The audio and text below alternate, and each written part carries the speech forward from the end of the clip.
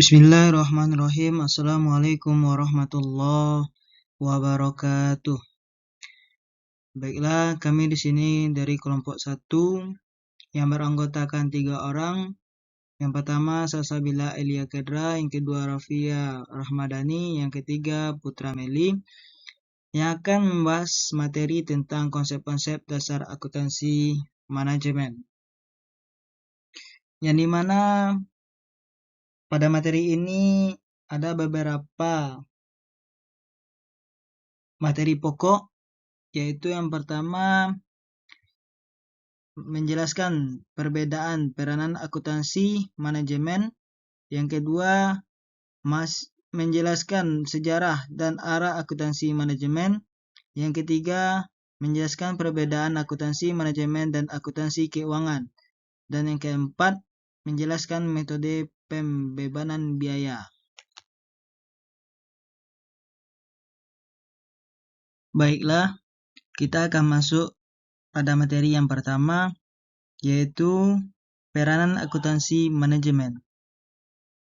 Akuntansi manajemen memiliki peranan yang sangat penting dalam pengelolaan kegiatan operasional perusahaan.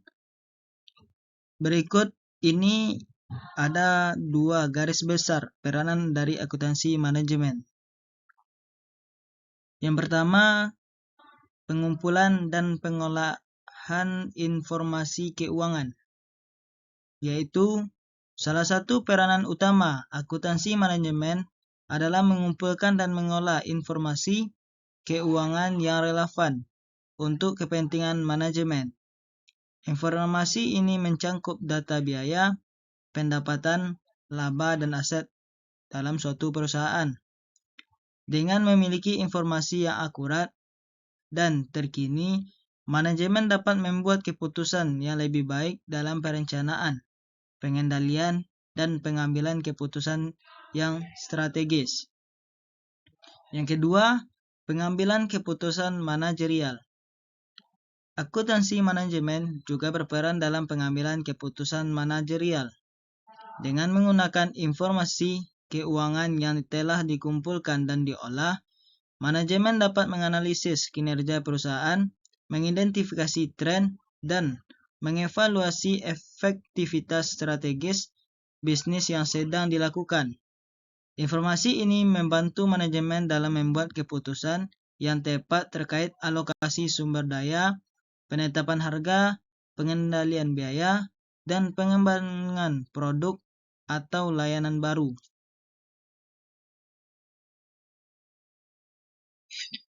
Selanjutnya, kita masuk pada materi yang kedua, yaitu sejarah dan arah akuntansi manajemen.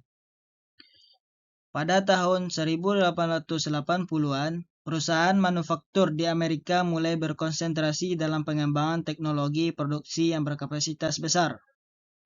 Pada manajer dan insinyur pada perusahaan mental telah menyebarkan untuk menghitung relevans produk cost yang disebut scientific management. Prosedur ini dipakai untuk menganalisis produktivitas dan keuntungan suatu produk.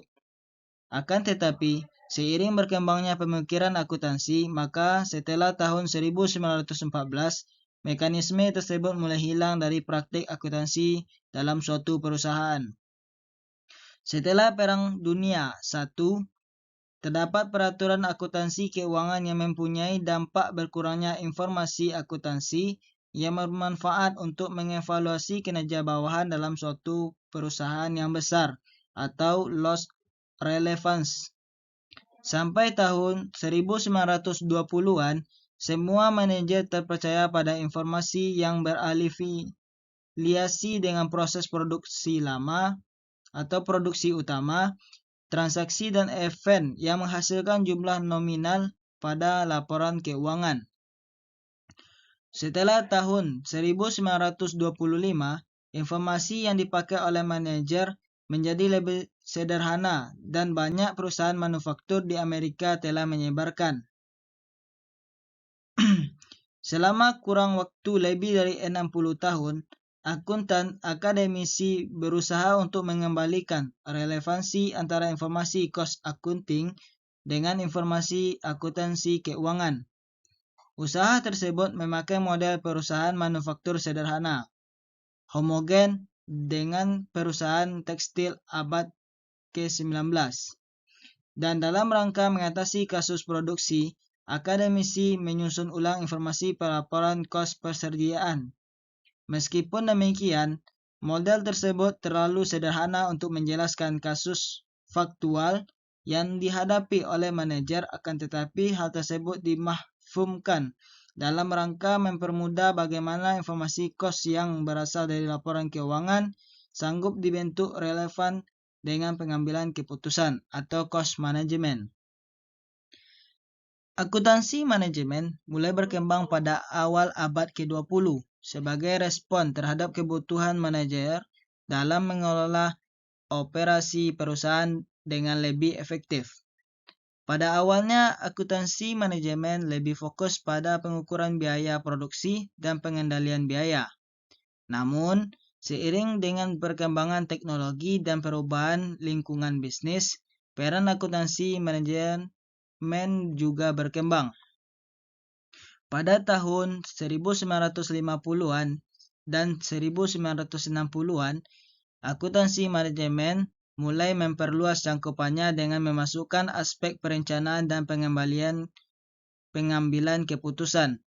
Metode seperti perencanaan anggaran dan analisis biaya mulai digunakan untuk membantu manajemen dalam merencanakan dan mengendalikan kegiatan operasional dalam suatu perusahaan. Pada tahun 1980-an, konsep-konsep baru seperti pengukuran kinerja berbasis aktivitas atau Activity Based Performance Measurements dan pengendalian biaya berbasis aktivitas mulai diperkenalkan. Konsep-konsep ini membantu manajemen dalam mengidentifikasi dan mengolah aktivitas-aktivitas yang menciptakan nilai tambah bagi suatu perusahaan. Selanjutnya, kita akan berbicara tentang arahan akuntansi manajemen. Dalam perkembangannya, akuntansi manajemen terus beradaptasi dengan perubahan lingkungan bisnis dan kebutuhan manajemen. Ada beberapa arah yang menjadi fokus akuntansi manajemen saat ini. Di antaranya, 1. Pengambilan keputusan strategis. Akuntansi manajemen berperan dalam menyediakan informasi yang relevan dan akurat kepada manajemen dalam pengambilan keputusan strategis. Informasi ini meliputi analisis biaya, analisis risiko, dan evaluasi kinerja. Yang kedua, pengukuran kinerja.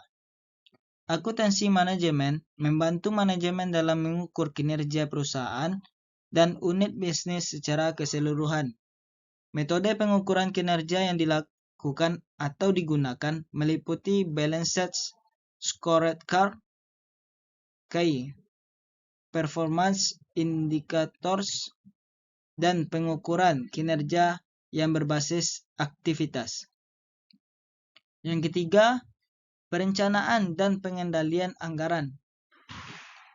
Akuntansi manajemen berperan dalam merencanakan anggaran dalam suatu perusahaan dan mengendalikan pengeluaran agar sesuai dengan anggaran yang telah ditetapkan.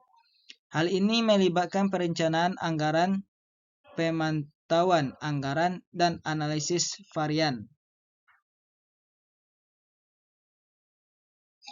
Yang keempat, analisis biaya dan profitabilitas. Akuntansi manajemen membantu manajemen dalam menganalisis biaya produksi, biaya distribusi, dan profitabilitas produk atau layanan. Analisis ini membantu manajemen dalam mengambil keputusan terkait harga jual, pemilihan produk, dan strategi pemasaran. Yang kelima, pengelolaan risiko. Akuntansi manajemen juga berperan dalam mengidentifikasi, mengukur, dan mengelola risiko yang akan dihadapi oleh perusahaan. Hal ini melibatkan analisis risiko, pengendalian risiko, dan pengambilan keputusan terkait manajemen risiko. Selanjutnya, materi yang ketiga yaitu perbedaan peranan akuntansi manajemen antara akuntansi manajemen dengan akuntansi keuangan. Pertama yaitu akuntansi manajemen.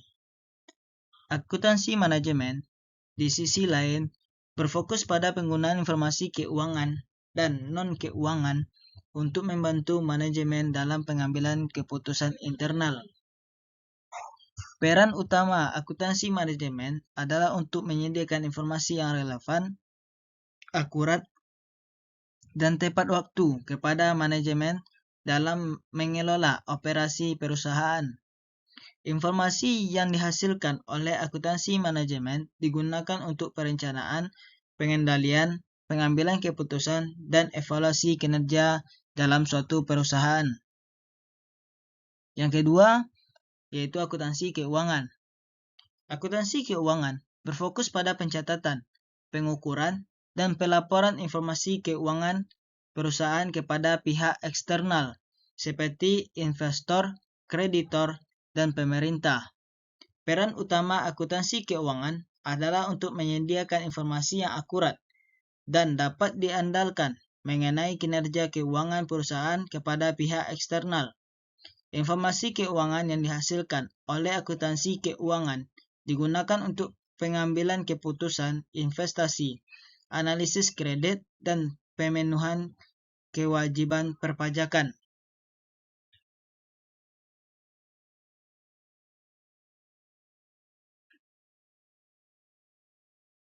Tujuan akuntansi keuangan yaitu melaporkan kinerja masa kemudian kepada pihak eksternal.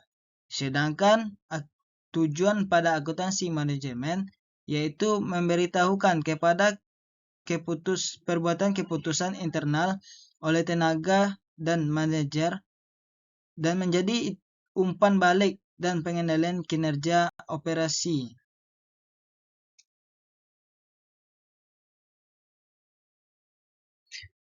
Selanjutnya, antara peranan akuntansi keuangan dan akuntansi manajemen ialah pada penggunaan informasi yang dihasilkan dan pihak yang menjadi pengguna informasi tersebut. Akuntansi keuangan menghasilkan informasi yang digunakan oleh pihak eksternal seperti investor dan kreditor, sedangkan akuntansi manajemen menghasilkan informasi yang digunakan oleh manajemen internal suatu perusahaan. Selain itu, akuntansi keuangan lebih berfokus pada pencatatan dan pelaporan transaksi keuangan yang terjadi di perusahaan. Sedangkan akuntansi manajemen lebih berfokus pada analisis dan interpretasi informasi keuangan untuk membantu manajemen dalam pengambilan keputusan.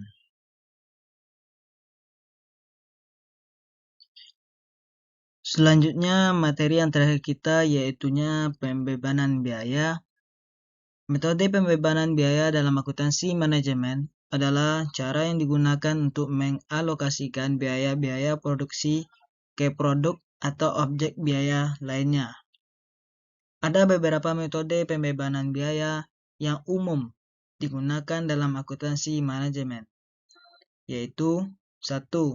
Metode pembebanan langsung atau direct costing. Metode ini hanya membebankan biaya-biaya produksi yang dapat langsung dihubungkan dengan produk atau objek biaya lainnya. Biaya-biaya langsung seperti bahan baku dan tenaga kerja langsung diperhitungkan dalam biaya produk. Sedangkan biaya-biaya tidak langsung seperti biaya overhead pabrik tidak diperhitungkan dalam biaya produk. Metode ini sering digunakan dalam situasi di mana biaya overhead pabrik sulit diatribusikan secara langsung ke produk. Yang kedua, metode pembebanan penuh atau full costing. Metode ini membebankan semua biaya produksi, baik biaya-biaya langsung maupun biaya-biaya tidak langsung. ke produk atau ke objek biaya lainnya. Dalam metode ini, biaya overhead pabrik diatribusikan ke produk menggunakan basis alokasi seperti jam kerja langsung atau biaya bahan baku.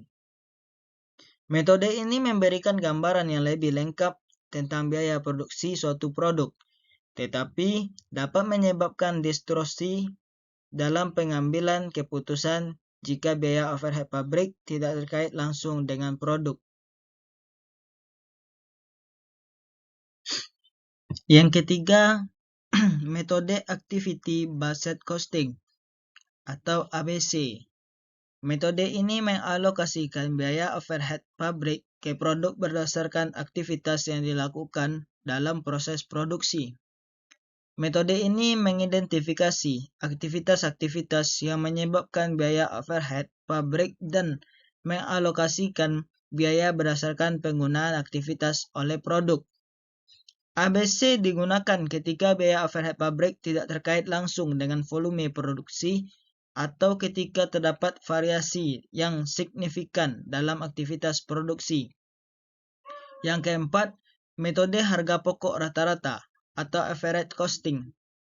Metode ini menghitung biaya rata-rata per unit produk dengan membagi total biaya produksi dengan jumlah unit yang diproduksi. Metode ini sederhana dan mudah digunakan, tetapi tidak memperhitungkan perbedaan biaya produksi antara unit-unit yang berbeda. Yang kelima, metode harga pokok proses atau process costing.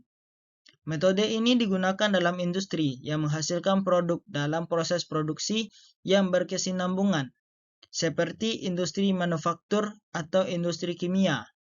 Metode ini mengalokasikan biaya produksi ke setiap tahap proses produksi dan kemudian membaginya dengan jumlah unit yang diproduksi dalam tahap berikutnya. Mungkin hanya itu materi yang dapat kami sampaikan. Jika ada kesalahan, kami mohon maaf. Terima kasih atas perhatiannya. Wabillahi taufik wal hidayah. Assalamualaikum warahmatullahi wabarakatuh.